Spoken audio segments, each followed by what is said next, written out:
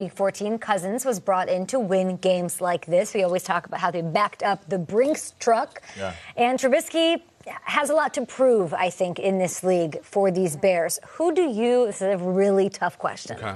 Who do you trust more to get the job done, Peter? Do you trust Trubisky or Cousins this week in this one vacuum game? I'm going with Kirk Cousins, and I know he's atrocious on Monday Night Football, and I know his primetime record is abysmal. But I'm going with Kirk Cousins because he knows what's up. That quote right there told me everything. He knows that this is what you do the OTAs for. It's what you do for the training camp.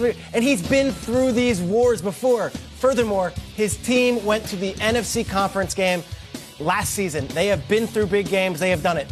This Bears team is going up against a red-hot Rams team, and I haven't seen Trubisky in that spot. So if I put the ball in one person's hands, even if he has faltered in big spots, I am still going Cousins over Trubisky in a big game this weekend.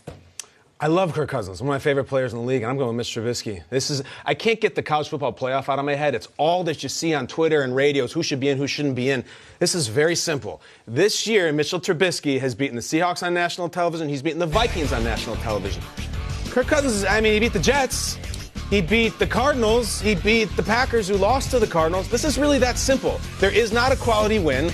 I keep trying to root for this guy because I like him as a person, and every time there's a big game, he doesn't win it. Mitch's resume is real short, but there's two gems on it that Kirk doesn't have. So at this point, just by default, the Bears are in the tournament, and their captain is Mitch Trubisky. I'm going with him.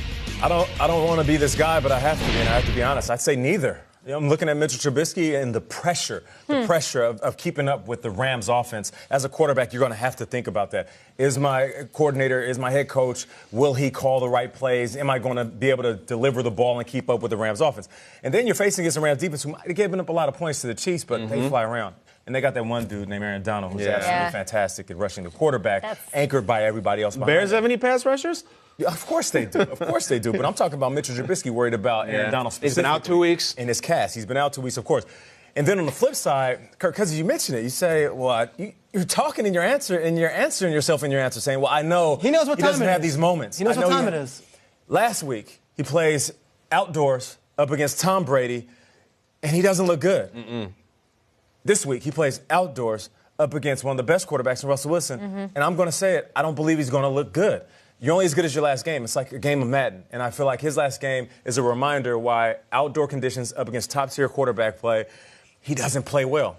Yes, I'm talking all this talk so he can step up in a big moment and prove me wrong. But until he does that, I'm going to stay on this side of the opinion. Either way, this is one of those weeks I'm going to lose years of my life on. Stressful. Stressful week. Stressful and exciting and awesome. You know who else had